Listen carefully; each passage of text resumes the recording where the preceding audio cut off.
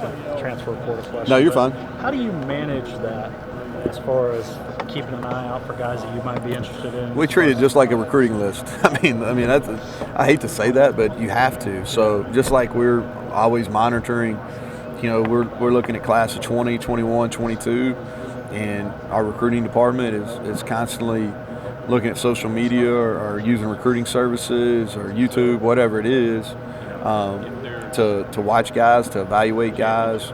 We follow all the camps, and we do the same with the transfer portal. Do you have like one, whether it's an assistant or GA or whatever, assigned to it, or how do you? The way we do it is our recruiting department split into an offense and a defensive side. So Scott Gasper's in charge. He's our offensive recruiting coordinator. Casey Smithson's our defensive recruiting coordinator, and they both keep an eye on those respective sides. My understanding is that there's no way to sort from positions. There's nowhere to sort. There's some sites that have done a good job kind of going through it.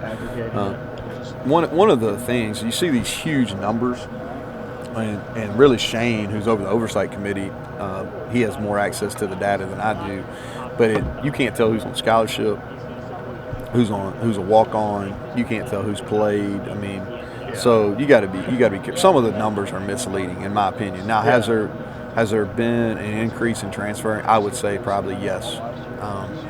Is it to the same extent as those numbers would lead you to? I would say no.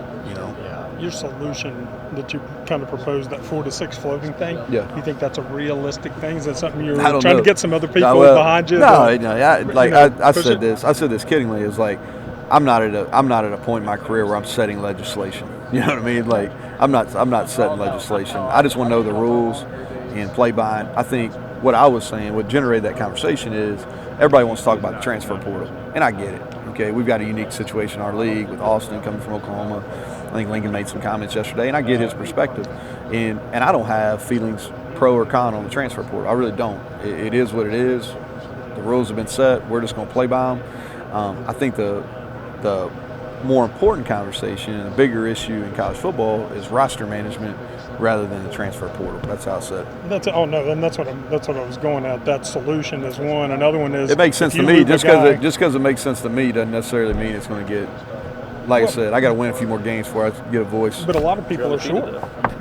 But a lot of people are short in numbers. I mean, a lot of people are short at 85 or 80 or whatever. They are right now. I don't know what the number is. It's hard to get to that number with attrition. It really is. Mike and I were just talking about it. I hear you've been working on some softball fields around Morgantown. Yeah, who'd you hear that? Who was? I actually heard it from 2 different people. Oh, is that right? Yeah. So they've been asking like, what's my hobby? And I made the comment. I don't remember the last time that I don't guess I have any hobbies right now. I don't remember the last time I did something that like I truly wanted to do. And I think that's whether it's this job, if I'm not filling this role on coaching football or practice or recruiting or whatever, I'm basically being a dad, which isn't real exciting for some people, but I've got an 11-year-old, an 8-year-old, and a 4-year-old. My 11 and 8-year-old daughters, they're involved in soccer, softball, and so this summer late spring, early summer, we've been doing a bunch of softball. We watched, I think we had 10 or 11 games over the weekend in Morgantown, and so it's fun. I enjoy it. I'm glad my girls love to compete. It's been fun to kind of watch them. Yeah, I heard you've been working the fields. So. That wasn't supposed to be a story, but so my wife signed me up to on the field maintenance crew. So I was working some 8U and 10U and 12U softball fields this weekend. I'm not above raking a field. I had my little guy Dax. Dax was he's 4. He was out. He handled the rake some too. Hey Neal, your first year at Troy is obviously your first year. You were first year at Kentucky. When on the staff there. My first year was I was there 13 and 14. Was that Stoop's first year? Yeah. So. Okay, and you were first year at Tommy at Tech. First year at Tommy at Tech. Yep. Not at Troy the first time. Yeah. So on the front end, Sacred Heart. I went there when I was young. So my first full-time job was at Sacred Heart. That was on the front end of Paul Gorham was the head coach for the first time. New staff, right? New staff. Delaware, that guy had been there for a long time. He'd been there. New staff at Texas Tech with Tubbs. New staff with Mark at Kentucky. New staff at Troy, and new staff.